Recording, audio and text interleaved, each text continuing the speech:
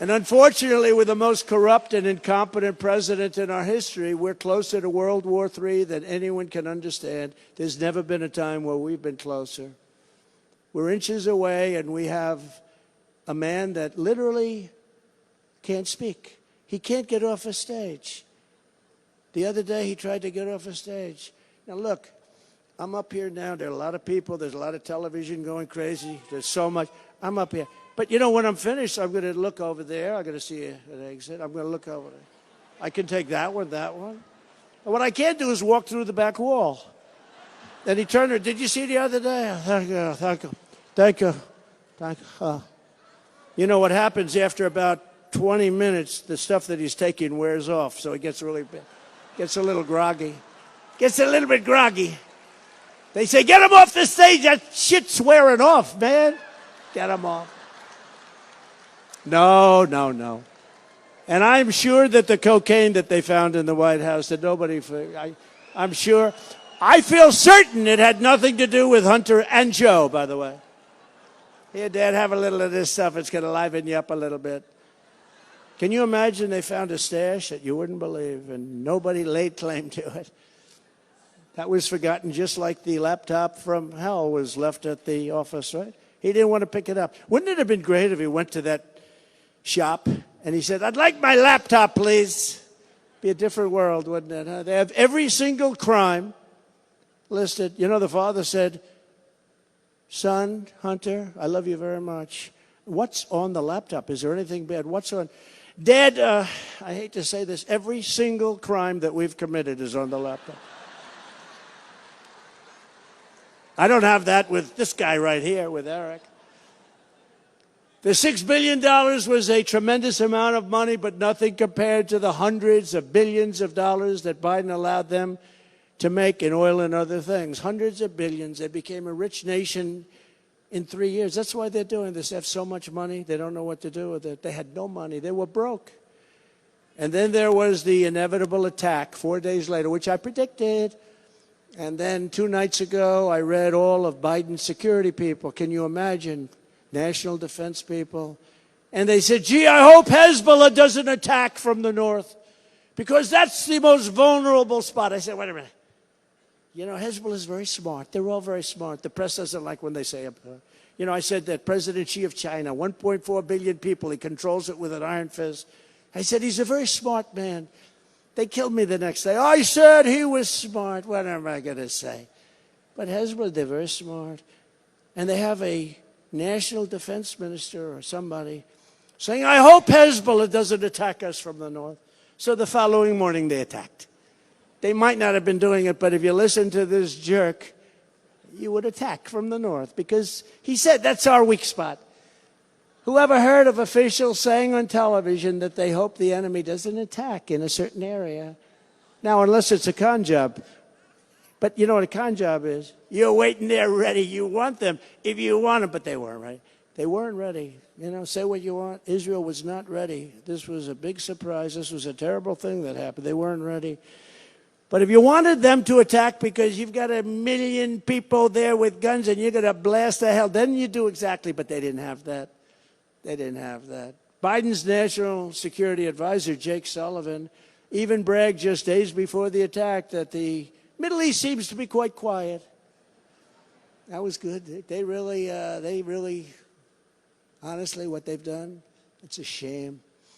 You look at the world with all of the problems in this world. We had a country, we had no inflation, we had no Russia and Ukraine, we had no Israel problems, we had the strongest economy in history.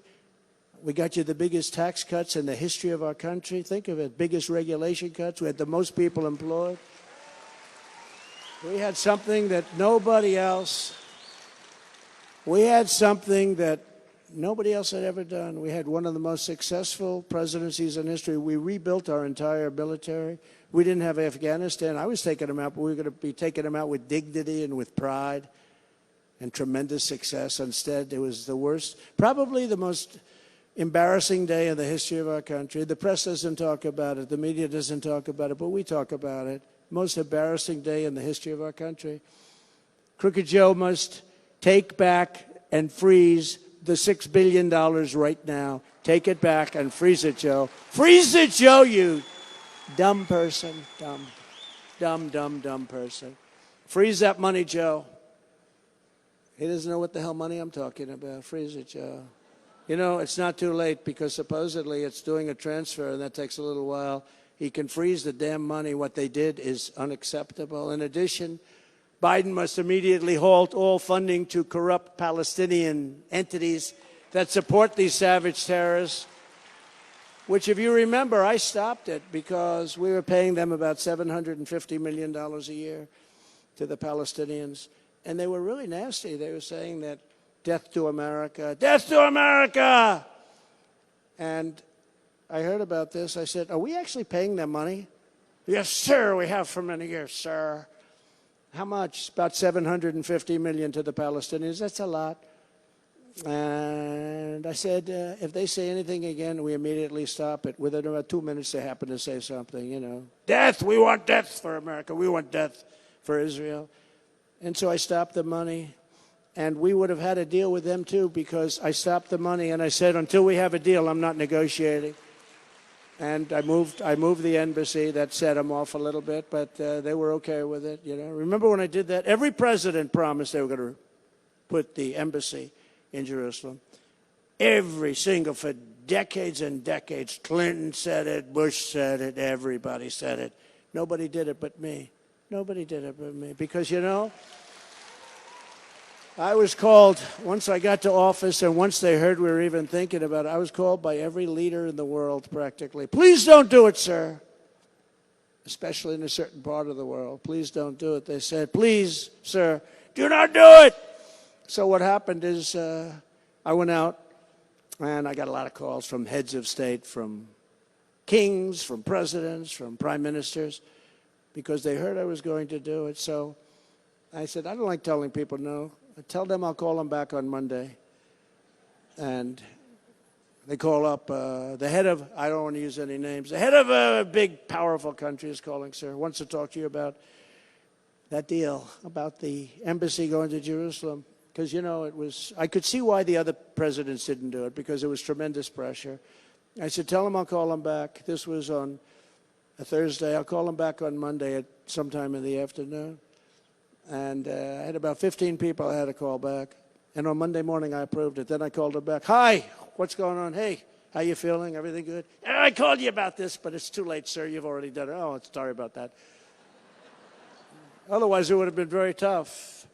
And you know what? There was no problem with it. Everybody said, oh, it's going to be a disaster. No problem with it. But I kept my word. I said I was going to do it, and I got it done, Larry, right? So we got it done. There wasn't any games.